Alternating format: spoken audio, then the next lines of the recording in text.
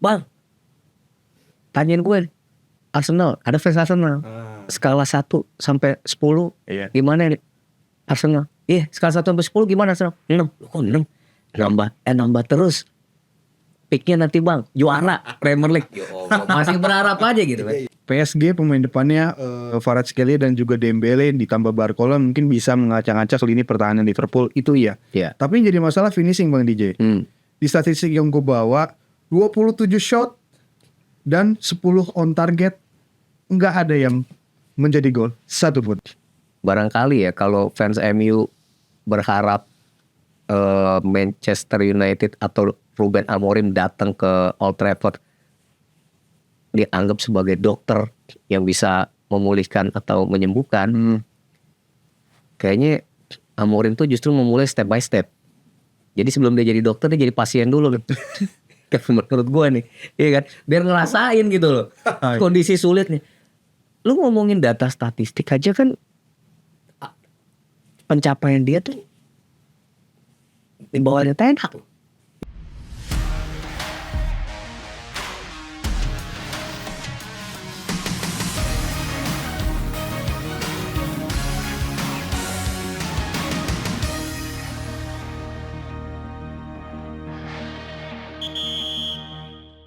Akhir pekan akan kembali lagi Premier League, tapi sebelum ke sana mau mereview dulu beberapa match dari yang sudah tampil di midweek kemarin. Ada Liga Champions ya, dan itu akan menjadi pembahasan di sini di halftime break bersama gue Dave Refri dan kembali berdua bersama Bang DJ. Yeay.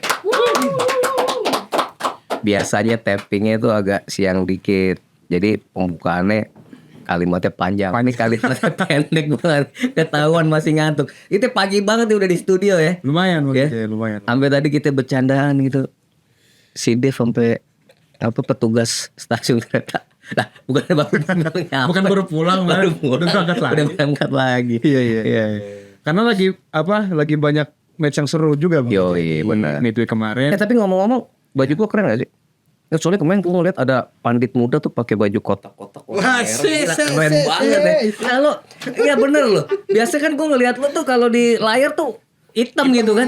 Ini kayak, gue bilang ternyata temen gue nih. Ini kalau ikutan Abang None Jakarta bisa nih masuk bagian administrasi sih bisa. Lo keren banget lo hari itu lo, gila. Amazing. Ada fans Chelsea ngomongin Liverpool nggak jelas banget. Tapi lo keren. Ya itu lagi diundang. Udah lunas itu baju itu Uniqlo ya yang merah. Bukan. Udah semua. Oke ya. Kita ngobrolin Liga Champions dulu ya sebelum Liga Champions. Soalnya Liga Inggris seru juga sih. Iya. Nggak banyak tapi ada laga-laga yang sangat menarik ya. Ada satu super big match nanti. Terlalu apa? Enggak boleh gitu Bang DJ. Itu tetap super big match itu. Kita ngomongin Liga Champions. Iya. Di hari pertama match dibuka oleh Aston Villa dan klub Brugge. Iya. Dengan skor Aston Villa yang berhasil diselamatkan di menuju akhir pertandingan oleh Marco Asensio. Lagi-lagi Bang DJ menjadi lengkap lah Asensio buat Aston Villa di masa peminjaman dia dari Paris Saint-Germain ya kan. Sayangnya dia nggak bikin brace. Kalau dia bikin brace itu hat-trick brace di 3 kompetisi yang berbeda. Kita ngobrol, dia bikin 2 gol buat Aston Villa waktu Aston Villa ngalahin Chelsea di Premier League. Kemudian bikin brace lagi waktu ngalahin Cardiff City di FA ya kan. Kemarin bikin gol. Artinya ya ini sebuah menurut gue sebuah nilai positif buat Aston Villa ketika Asensio datang bergabung dengan mereka. Kayak gitu sih. Dan tapi menariknya gini deh. Kalau lu tadi ngomongin hari pertama ya. Sauran kita bersama 16 besar leg pertama. Yang menarik benang merahnya adalah 8 tim yang tampil semua nyetak gol. Iya semuanya nyetak gol. Menyenangkan. Karena beda sama hari kedua. Kalau hari kedua semua yang menang itu clean sheet. Oh iya deh. Iya. Kan gue selalu datang dengan benang merah, cocok logi, ya kan? Oh iya. Oh Dortmund di match sebelumnya deh. Iya kan Dortmund seri 1-1 sama Real. Artinya 2 tim nyetak gol. Iya gue pikir Dortmund tuh 3-0, ternyata 3-0 waktu playoff kemarin masih ke bawah playoff. Ya itu non Sporting. Iya non Sporting. Tapi seri juga di leg kedua. Oh seri ya. Nah yang menarik kan di hari pertama itu kan Arsenal. katanya main tanpa striker. Kok bisa bikin 7 gol? Kenapa sih buat yang begini-gini aja? Pasukannya Mikel Arteta selalu bohong. Iya kan? Iya. Iya loh. Terus tadi pagi di parkiran, gue kan lewat naik LRT, terus lewat parkiran biasa biar jalan kaki. Iya. Terus dia bilang, "Bang, tanyain gue, Arsenal, ada fans Arsenal. Skala 1 sampai 10, Iya. gimana nih Arsenal? Iya, skala 1 sampai 10 gimana Arsenal? 6. Loh, kok 6? Nambah terus. Picknya nanti bang, juara Premier League. Masih berharap aja gitu kan. Tapi menang 7-1 ini luar biasa sih. Luar biasa ya. Luar biasa. Lepas sekali lagi Dev, PSV Eindhoven di tweet gue ngomong memang dia sedang dalam masalah lah kayaknya. Tersingkir di Ken VB Baker, kalah sama Head Eagles, ya kan. Eagles. Kemudian sama tim yang sama kalah di Eredivisie. Eredivisie, ya. Mereka udah disalip sama Ajax. Kemarin 1-7. Ya kan? Bahkan menjadi catatan mungkin rekor tersendiri buat Arsenal. Mereka menjadi Gol tim terbanyak ya di UE. gol terbanyak buat mereka away di Liga Champions dan mereka menjadi tim tercepat di Liga Champions yang bisa cetak 5 gol di laga tandang. Emang amazing sih. Mulai dari Trossard, Nwaneri, kemudian golnya Mikel Merino, Odegaard bikin brace. Terus Calafiori juga bikin gol 7-1. Dan menurut gue Aston Villa dan Arsenal, karena tadi kita ngomongin kan dibuka dengan klub Brugge yang kalah 1-3 sama Aston Villa. Aston Villa berarti belajar dari pertemuan mereka sebelumnya di fase penyisian yang mereka kalah 1-0 di stadion yang sama. Dan kemenangan margin 2 gol, kemudian kemenangan margin 6 gol Arsenal. Kayaknya dua tim Inggris ini udah satu kaki udah di perempat kilo. Oh lu udah bisa, kalau Arsenal ya. Iya Aston Villa gue yakin sih 3-1 ya kan. Apalagi kalau Asensio mainnya kayak gitu, Rashford juga Bisa kontribusi dengan baik juga ya. Iya, gue yakin Aston Villa bisa menang gue. Ya. Di hari pertama tuh yang menarik tuh Real Madrid lawan Atletico, iya kan? Ya akhirnya Real Madrid bisa menang, iya kan? Walaupun secara penampilan, ya gue kalau ngelihat kan gue nonton Madrid sama Atletico tuh gue bilang kan si Vinicius Junior sama Mbappe. Jujur gue bilang agak apa ya dibandingkan Real Madrid sebelum-sebelumnya mungkin parameter gue ketika lawan City ya mungkin entah City-nya juga yang lagi ambruk banget atau mungkin kan setelah lawan City kan ketemu Betis dan gak lama ini kan match lawan Atletico kan. Yeah. Maksud gue match yang ditampilkan oleh Real Madrid itu justru nggak yang wah atau nggak yang spesial atau nggak yang seharusnya ditunjukkan oleh Real Madrid. Iya. Makanya kalau kita kan mereka punya pengalaman di 3 pertandingan terakhir sebelumnya bertemu Atletico kan seri terus. Satu-satu. Iya. Dan kemarin kedua tim menurut gua ya sama-sama tidak dalam performa terbaik atau sama-sama menjaga hanya ingin memastikan di leg kedua itu perang sesungguhnya nanti. Makanya waktu ketinggalan 1-2 pun si Atletico dia main lebih bertahan aja. Mungkin supaya kalau kalah gua Nggak banyak lah kan. nggak banyak. Ya. Nggak banyak. Tapi yang menarik di situ memang untungnya ya Rodrigo, Ibrahim Diaz itu bisa ketemu lah gawangnya. Yang menarik 3 gol yang tercipta tuh kalau di tweet gue tuh highlightnya tiang jauh. Tuh golnya semua ke tiang jauh. Tapi yang jauh benar. Termasuk golnya Alvarez yang luar biasa. Julian Alvarez golnya luar biasa. Ya dan Alvarez nih lagi rajin nyetak gol ya. Iya. Lagi rajin. Bawa belakangan kan. Dan sekali lagi musim ini barangkali musim dia yang paling produktif dibanding bahkan musim terakhir dia dengan Manchester City. Iya. Ya sekali lagi meskipun Real Madrid sebelum-sebelumnya agak sulit mengalahkan Atletico, tapi sepertinya Liga Champions ini mereka tahu cara untuk menang. Memang belum menghasilkan 1 tiket lolos karena di leg kedua Ya ini apapun Branca Wanda Metropolitano, iya. segala sesuatu bisa terjadi. Dan ya itu nanti kita bahas nanti aja pas begitu. Tapi ya paling tidak Real Madrid punya keyakinan bahwa gue bisa kok ngalahin Atletico. Ya. Gitu. Nah kurang lebih sama ini Dev Real Madrid sama Bayern Munchen yang dini hari tadi kita tonton. Nah, Munchen sama Leverkusen kan. gue tadi karena nanya lu ternyata nonton Bayern kan? Iya, gue nonton yang lain. Iya, gue nonton Bayern sama Leverkusen karena gue lebih kalau Paris sama Liverpool ya Itu. lu bilang rame kan, terus Barcelona lu bilang juga ada Iya. tapi gue Bayern sama Bayern Leverkusen sebenarnya hal yang gue pengen gue saksiin itu adalah ya kayak sehari sebelumnya yang Real Madrid Atletico. Sama kan, Atletico Madrid kan, Real Madrid kan lama nggak menang lawan Atletico. Iya. Bang Wilson juga sama Leverkusen. Iya sih untuk beberapa pertemuan terakhir ya. Iya kan? Jarang apa sulit lah menemukan kemenangan. Udah kan nggak menang. Iya. Kan? Nah, tapi dia bisa menang 3-0. 3-0. Yang membuat gue akhirnya tadi gue bilang, ya udah Leverkusen kelar ini. Iya kan?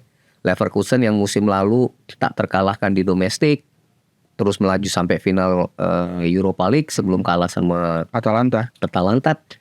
Kayaknya nasib tim Xabi Alonso cuma udah kejauhan 3 jaraknya. Dan Harry Kane bikin brace. Iya. Dan membuat dia sekarang kalau nggak salah 9 gol. Tadi gue lihat di tabel pencetak gol terbanyak.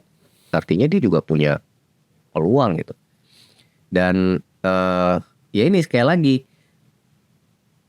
DNA, bukan DNA lah ya, apa ya? Ya mungkin chemistry dengan kematangan di kaca Eropa. Padahal kalau dipikir-pikir kan pelatihnya kan beda, timnya beda zaman dan segala macam. Tapi kayak memang, ini tim besar, dia tahu kapan harus buat main dengan cukup baik. Dan ini menurut gue sangat disayangkan Leverkusen selisihnya cukup jauh. Cukup jauh ya. Cukup jauh ya dia most. Nah di hari kedua itu ya tadi kan semua tim yang menang clean sheet. Iya. Klub lu juga nih Bang. Ya kalau Inter Milan udah nonton kan ya fans AC Milan caranya menang lawan Feyenoord ya kan. Iya. Sebenarnya kalau sekilas yang gua tonton itu harusnya menangnya gede. Inter Milan termasuk penalti yang gagal tuh. Penalti yang tapi ya sudahlah ya 2-0 menurut gua ini sudah cukup lah harusnya menjadi dan kalau mau menatap leg kedua nanti di San Siro untuk Inter ya. Iya, jadi buat Inter Milan termasuk buat sang kapten Lautaro Martinez yang kemarin cetak gol. Dia musim ini di Liga Champions sudah cetak 6 gol, Dev. Dan jumlah 6 gol ini itu sama dengan torehan dia dalam 3 musim sebelumnya. Jadi musim lalu Lautaro cuma cetak 2 gol. 2 musim sebelumnya waktu Inter masuk ke final, itu dia bikin 3 gol, musim sebelumnya 1. Berarti udah dirapel semua. Dan ini penting rasanya untuk membangkitkan kepercayaan diri bagi Inter Milan. Pasti. Kemenangan atas Feyenoord ini menjadi sesuatu yang sangat baik. Berita buruknya adalah buat Belanda. Tadinya dengan bagan yang terpisah. Kalau All Spanyol final udah pernah, All Italia udah pernah, All Inggris udah pernah, Niatnya mau jadi All Belanda final itu. Ya jangan-jangan bisa All Belanda kan, PSV dengan Feyenoord kan. Walaupun apapun bisa terjadi tapi tapi mereka bermain di kandang, melihat kondisinya ya inilah hasilnya seperti itu. Walaupun Feyenoord ya sekali lagi ya ini baru leg pertama. Kita nanti akan bahas leg kedua. Nah yang ramai di media sosial adalah Liverpool sama PSG. Lo kan yang nonton ya? Ini kacau Bang DJ. Maksudnya seperti yang gue bilang di preview kemarin. Mungkin bisa gue bilang ya PSG pemain depannya Kvaratskhelia dan juga Dembele ditambah Barcola mungkin bisa mengacak-acak lini pertahanan Liverpool itu ya. Tapi yang jadi masalah finishing Bang DJ. Di statistik yang gue bawa 27 shot dan 10 on target nggak ada yang menjadi gol satu pun. Iya. Itu artinya hampir 30 gitu Bang. Iya. Dan hampir semuanya itu semua pemain di PSG itu mencatatkan shot di 27 shot itu Bang DJ. Kecuali Marquinhos, satu backnya tuh gue lupa siapa yang satu lagi tuh, sama Donnarumma. Hanya kayak ini doang. Nuno Mendes. Bukan Nuno Mendes satu shot. Iya, tapi apapun deh di media sosial yang rame kan, termasuk lu ngobrolan dulu kemarin di media sebelah kan. Ya lucky pool katanya segala macam. Dan ini rame, gue baca kan di medsos kan. Karena yang lo bilang on target itu kan ternyata save-nya si Alisson Becker ya. Walaupun makanya kenapa gue bilang tadi finishingnya dari PSG ini sangat disayangkan, nggak ada yang satupun yang tembus. Itu berkat on fire-nya seorang Alisson Becker di match tadi malam Bang DJ. Itu luar biasa. Ya akhirnya kalau gue bilang ya, kan banyak orang bilang ini keberuntungan. Keberuntungan itu kan sebenarnya kemampuan. Enggak, kita kadang butuh keberuntungan. Tapi keberuntungan itu bukan cuma tiba-tiba ada gitu kan. Sebenarnya Arnes tuh punya kalkulasi. Ya coba deh Alisson Becker bisa save sebanyak itu. Ya artinya kan ini kiper bagus dan memang sedang dalam performance yang cukup baik. Kadang-kadang kan manusia begitu, kalau dalam posisi tekanan tertentu ya keluar tuh yang baiknya gitu. Ya termasuk pergantian pemain yang dilakukan oleh Arne Slot ya. Arne Slot, Darwin Núñez, Darwin Núñez, iya terus kan? juga masuknya Endo, terus juga Suke Endo, Harvey Elliott. Harvey Elliott yang paling baru masuk 2 menit 1 menit masuk. kalau lihat masuknya kan 86, golnya 87. Iya 1 menit. Iya kan? Yang dia ganti Mohamed Salah lagi. Pemain yang paling gila di musim ini buat Liverpool. Nah tapi sayangnya Bang DJ perlu diakui kalau Mohamed Salah, gua akui semalam pemainnya kurang lah. Kurang bagus, Ya. tidak punya kontribusi, mau menjadi ya deadlocknya. Deadlocknya dari transisi serangan baliknya Liverpool ya. Ya kalau kemarin dini hari tadi kita nonton, ya memang banyak yang bilang ini kayak Liverpool cuma pengen nyari seri atau yang penting gua tidak kalah gitu, terhindar dari kekalahan. Tapi menurut gua kalau ngelihat statistik kayak ini emang kan kita udah pernah ngobrol. Ya pertahanan Liverpool juga cukup baik, mereka main disiplin, main luar biasa. Alisson Becker amazing. Alisson Bang DJ. Ya, man of the match katanya Alisson Becker ya. Ya wajar lah, wajar. Dan ya menurut gua itu tadi kemenangan yang membuat Premier League nih kayak lagi 3 timnya kan main tandang semua ya. Karena lolos ke 16 besar tanpa playoff kan. Dapat tandang duluan ya jadi. Dapat tandang semua. Dan benar. Dan kalau nggak salah deh, 24 gol tercipta pada leg pertama ini. 11 diantaranya tim Premier League. Ya karena 7. Artinya kan hampir 50%. Oh iya benar. Iya kan hampir 50%. Dan ini menjadi kesenangan tersendiri atau kegembiraan bagi Premier League. Yeah. Jadi kalau Liverpool bisa kembali mengalahkan Paris Saint-Germain, nanti di leg kedua ketemu Aston Villa bisa di perempat final. Iya. Seperti itu. Nah, ngomongin kiper, Ada lagi. nggak cuma Alisson di Liverpool. Szczesny. Wally Szczesny Nah, di Barcelona. iya, Ini juga sama Bang DJ. Yoi. Dia bikin 8 save dari 8 shot on target. bayangin. Jadi semua shot on target yang dilontarkan dari Benfica ke gawangnya Barcelona, yaitu di save semua tuh sama Szczesny. Amazing kan. Dan lu mesti ingat, Barcelona main 10 orang. Main 10 Kan orang. lu yang WhatsApp gua tuh. Iya. Barcelona suruh juga bang, main 10 orang. Iya gue tahu sih, gue bilang gue cuma lagi nonton yang Bayern sama Bayer Leverkusen ya kan. Itu ya lagi-lagi ya. Benfica ini kayak apes sendiri ya kan. 2 kali musim ini ketemu sama Barcelona main di kandang kalah. Kalah ya. Lawannya 10 orang. 10 orang tuh dari menit 20-an deh. 28, 27. 22 atau berapa lah kalau. Iya, Ya, artinya 69 menit lebih. 70 menit lebih. Iya, iya. Iya kan? Dan 1 gol Rafinha cukup menjadi modal penting bagi Barcelona. Satu sepakan yang benar-benar efektif, klinikal dan juga efisien. Ya Rafinha itu. Luar biasa. Makanya. Nah jadi kalau kita ngebahas itu kan Dave, hasil-hasil di leg pertama ini, ya kalau yang gue lihat dari 8 tim yang lolos tanpa playoff, yang finish di fase penyisian di 8 besar, 5 diantaranya menang. Menang semua ya. Iya kan? Ya kita mulai dari 3 tim Inggris itu aja lah, Aston Villa, Arsenal, Liverpool. Iya kan? Lalu si Barcelona sama Inter kan. Yang gagal menang kan Atletico kalah. Si itu juga kalah Leverkusen. Ya. Lille masih seri. Ya, jadi ini masih rame lah Alex Ledwood. Tapi lo tau gak persamaan antara cocok logi antara Wolf Szczesny sama Alisson Becker? Apa? Pernah di AS Roma. Oh iya. Ya makanya jangan menghina Liga Serie A, ya kan? Ada kiper-kiper oke di situ, ya kan? Yang berawal dari Serie A ya. Oke. Ya tapi buat Arsenal selamat ya. Ini menjadi modal penting, Dev. Udah penting Karena untuk Akhir persiapan pekan. dia di akhir pekan nanti yang akan menghadapi ini yang lo bilang super big match. betul yang akan menghadapi Manchester United. Lo masih bisa bilang ini super big match sih? Loh iya lah Bang. Gila lu kalau lo lihat di klasemen kan jauh banget. Iya jangan gitu dong. Ya? Apa namanya selama ya mungkin bisa gue bilang 2025 Sorry nih, ini kita tapping aja, MU belum main kan? ya Gimana kalau tapping MU sama Sociedad nggak menang? Nggak, pokoknya ini super big match-nya emang super big match kali ya buat lu. Ya Lu menghargai sejarah ya. Betul. Ya emang ya, anak baik sih emang. Jangan gitu lah. Nggak, maksudnya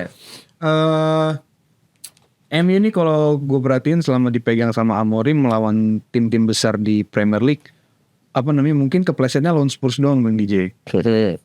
Mungkin ya ketemunya baru di FA Cup lawan Arsenal, dia bisa apa namanya, Adu penalti. menahan Arsenal dari adu penalti, menang lawan Manchester City, Menahan Manchester City di mana? di Liga kan waktu itu. Oh, menang. itu udah sama Mourinho ya? Udah. Ya. Terus juga menahan imbang Liverpool di Anfield tadi. Di Anfield. Nah, iya itu. Nah, sekarang ketemu Arsenal nih Ya di Old Trafford. di Old Trafford. Old Trafford kan maginya nggak ada sekarang. di tempat ini dihajar Liverpool, dihajar Spurs, iya kan? Ya tapi kita mau ngomongin siapa dari MU? Iya, apa namanya, persiapan dua Iya. tim gitu. Ya sekali lagi ya buat fans MU ya, mumpung ini bulan puasa barangkali nggak terlalu sedih-sedih amat lah. Yang pasti ya Dev, buat MU mereka nih kan kalau kita ngomongin data 4 pertandingan terakhir ketemu Arsenal di Premier League mereka kalah. Iya. Kayak kan. Artinya mau main di Old Trafford juga kalah. Mau main di Emirates apalagi. Nah, kira-kira mau ngapain lagi Amorim situ? Gue jujur aja ya, kemarin tuh kalau gue sempet pas senggang itu gue lihat-lihat lagi tuh match-matchnya MU bersama Amorim. Ya dengan segala perubahan sistem taktik dan lain-lain yang menurut gue akhirnya gue pada satu titik yang ya dia ngerubah sesuatu yang dipaksain. Kemudian juga dapat ujian dengan skuad yang sedang kayak gini, ya cedera. Kemudian juga kayaknya motivasinya lagi nggak ada. Jadi barangkali ya kalau fans MU berharap Manchester United atau Ruben Amorim datang ke Old Trafford dianggap sebagai dokter yang bisa memulihkan atau menyembuhkan. Kayaknya Amorim tuh justru memulai step by step.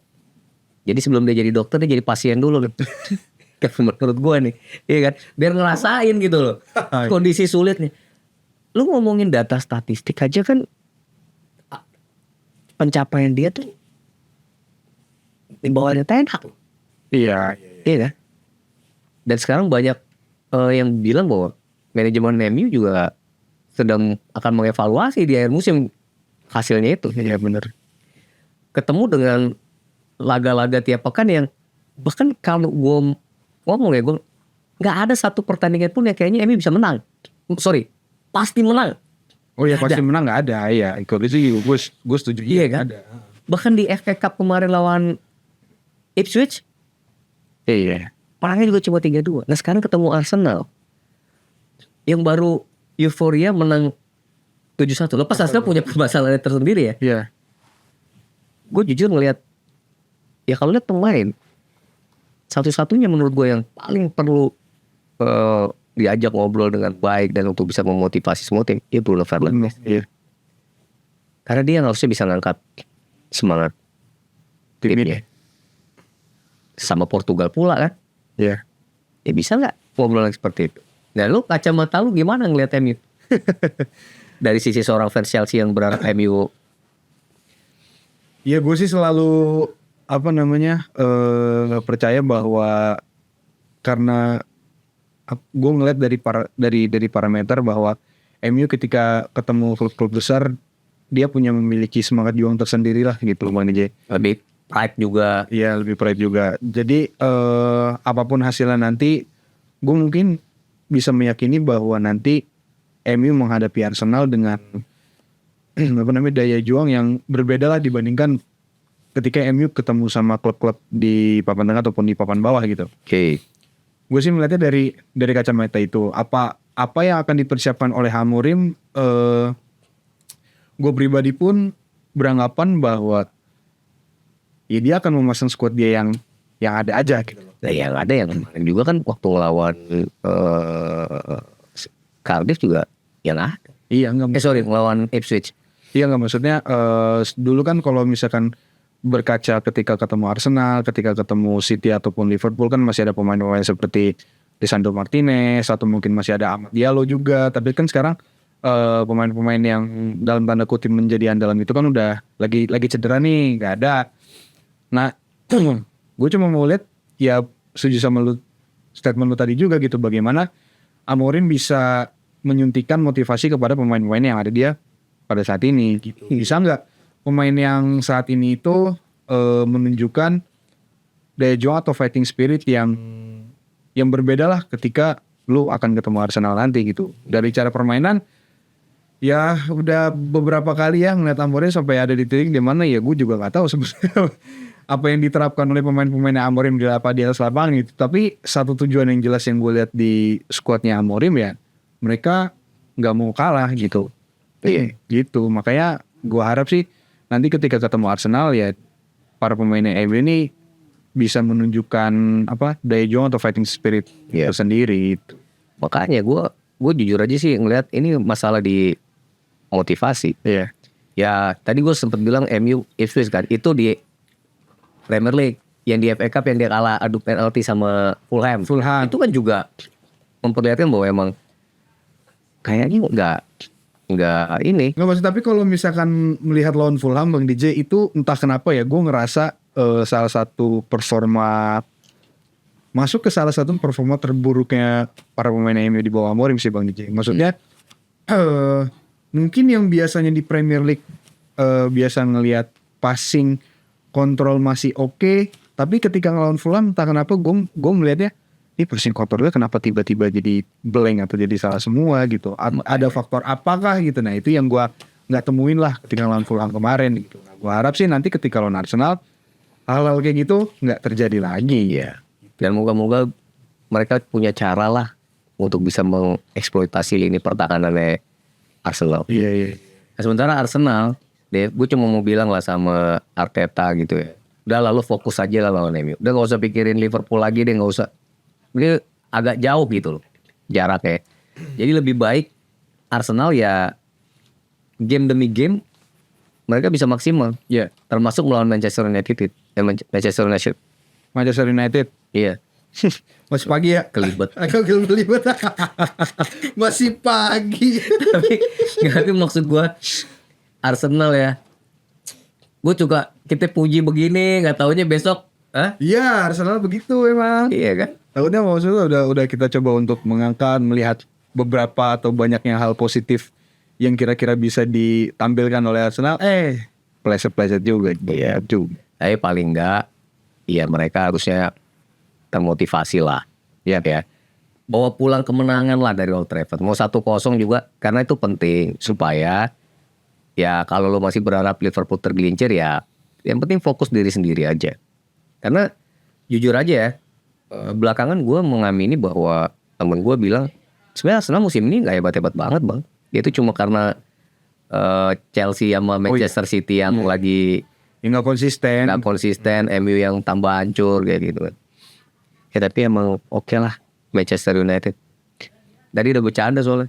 Gimana? Bang bayangin ya bang, misalnya MU juara Europa League, dia lolos ke Liga Champions, tapi dia degradasi ke divisi Championship gitu kan. Lucu juga tuh katanya kayak gitu kan. Enggak lah, kalau degradasi enggak. Ini lagi bulan Ramadan lo doanya kayak begitu, ya Allah, gue bilang janganlah. Nih gue lagi lihat Tapi gue tetap Dev, Arsenal sama MU gue tetap prediksi Arsenal yang menang. Rank 14 poin 33 dibandingkan rank 18 dengan jauh deh 17. Iya 17 kan. Kalau degradasi sih enggak. Iya. Cuma lo finishnya di atas Everton apa di bawah Everton udah nanti. Iya benar. Iya kan. Selain Arsenal sama MU, laga yang menarik itu adalah laga pembuka Bang DJ. Ya, Nottingham Forest lawan Manchester City mempertemukan peringkat ketiga dengan peringkat keempat. Jaraknya kalau nggak salah selisihnya 1 poin ya, atau 3 poin? 1 poin ya. 1 poin. Artinya kalau Manchester City bisa mengalahkan tuan rumah Nottingham Forest di City Ground, ya mereka akan naik ke posisi ketiga. Betul. Agak lebih pantas lah di posisi ketiga. Untuk City ya. Untuk City, iya kan. Dan kabar baik juga sebenarnya Bang DJ, Pep sudah konfirmasi di press conference terakhirnya dia bahwa Rodri ternyata sebelum musim berakhir sudah bisa bermain gitu Bang DJ. Jadi nanti ketika Premier League beres, Champions League beres kan ada satu turnamen baru lagi tuh, Club World Cup. Nah nanti FIFA World Cup ya. Ya Club World Cup. Nah nanti FIFA Club World Cup. Rodri dikabarkan bisa main di situ gitu. Itu gak usah diomongin. Yang penting di Premier League aja. Ya siapa tahu lu punya bayangan lu ternyata kalau misalkan 5 match terakhir atau 4 match terakhir Rodri balik, siapa tahu gitu ada. Ya tapi yang pasti ya Manchester City kalau dia dengan Nottingham Forest mereka lebih di atas. Harusnya begitu. Mungkin 7 atau 8 laga terakhir tuh Nottingham Forest nggak pernah menang lawan Manchester City. Ya kita lihat aja lah main di kandang seperti apa. Karena gini, buat pasukan Nuno Espirito Santo sekali lagi deh penting bagi mereka poin demi poin supaya asa mereka ke Eropa itu terjaga. Ya kan? Kan menjadi suatu hal yang menarik buat pernah si mantan juara Champions League. Ya Champions ini kembali lagi gitu loh ke habitat kasta tertinggi Eropa musim depan. Kalau itu bisa terjadi kan selamatan tuh satu kota, ya kan? Gua rasa Robin Hood lahir lagi tuh. Tapi mau nggak mau, kalau misalkan untuk membenarkan statement lu Nottingham Forest harus menang. Karena di pekan-pekan berikutnya match week yang bersamaan, gue sih bilang dan cukup pede bahwa Chelsea akan menang lawan Leicester di sini. Jadi kalau misalkan Nottingham Forest kepleset seri atau ini ya jangan heran nanti Nottingham Forest posisinya akan di RG5 gitu. Chelsea bakal naik, City akan naik juga gitu. Artinya ini memang ujian buat Nottingham Forest. Seberapa mereka menjadi kandidat untuk bisa meraih satu tiket ke Eropa, bahkan kalau bisa ke Liga Champions. Ya Bang Chris Wood ya. Minta tolong lah. Chris Wood. Ya kan? Minta tolong. Enggak, gue lebih seneng Chelsea di bawah Nottingham soalnya. Wah, iya kan? Bener nih. Biar sekali-kali lah sama fans MU guyup, ya kita sama-sama nih gak ke Liga Champions kan gitu kan lebih enak ngobrolnya, ya kan? Iya. Kalau Liverpool kayaknya ini kesempatan untuk Arne Slot memperlebar jarak, tapi juga dengan cara mungkin merotasi pemain, Dev. Nggak tahu Bang DJ. Slot kayaknya walaupun mau di liga manapun, di ajang manapun, kalau misalkan dia belum mungkin bisa dibilang belum 90% aman, dia nggak bakal rotasi sepenuhnya dari starting line-up dia sih. Kalau gue malah berharap dia memberi kesempatan Wataru Endo jadi starting line up menghadapi Southampton. Mungkin kalau udah masuk ke 50 menit, 60 menit, udah unggul 3-0 atau unggul 4-0 baru mungkin di rotasi. Nggak, maksud gue biar mungkin kalau mau masukin pemain intinya justru di 2-30 menit terakhir supaya memanaskan kaki-kaki. Karena memang tengah pekan berikutnya kan mereka ketemu lagi di leg kedua dan itu memang intensitas pasti tinggi, Dave. Karena kemenangan 1-0 dari Paris itu belum berarti apapun. Iya, belum aman. Belum berarti apapun. Ya makanya gue berharap ya pemain-pemain kayak Harvey Elliott mungkin bisa main awal, Curtis Jones bisa main di awal gini ketika menghadapi Southampton. Tapi jangan diturunkan ya Slot pemain yang waktu lawan Plymouth Argyle itu ya, kalau itu sih. Iya, lawan Plymouth ataupun lawan PSV waktu terakhir kalah 3-2 itu. Iya.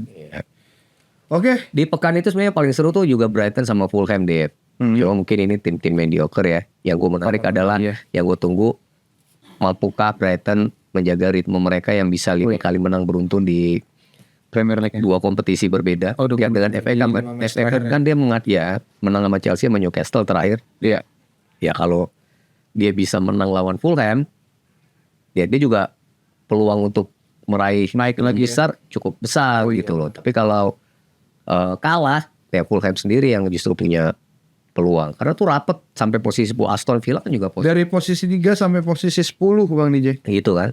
Poinnya rapet kan. Oke, mungkin segini dulu Bang DJ. Untuk pembahasan. Kita pagi nih, iya kan? Agak ngantuk juga kan. Bentar gue buka tanggal dulu. Sekarang kan tanggal 6. Minggu depan. Berarti minggu depan kita masih bahas seputar Eropa dan Liga Inggris. Tapi nanti setelah minggu depan Bang DJ mungkin kita akan kembali ke tanah air membahas persiapan timnas kita yang akan berlaga di kualifikasi. Kemarin baru 3 orang ya katanya disetujui DPR ya. Disetujui. Tapi ada yang menarik loh. Udah panjangan ini. Enggak, statement itu. Iya, tahu. Kawinkan dia sama WNI. Hai WNI. Iya, ahli. Yes. Oke, Sobat Kompas, segini dulu untuk pembahasan dari Liga Champions dan juga Premier League di musim ini. Dan ikutin terus ya. Ya. Perjalanan halftime break sampai nanti membahas timnas kita yang akan berlaga di kualifikasi Piala Dunia. So untuk edisi kali ini cukup sekian. Thank you Bang DJ. Sip. Sampai jumpa di edisi selanjutnya. Bye bye guys. Thank you.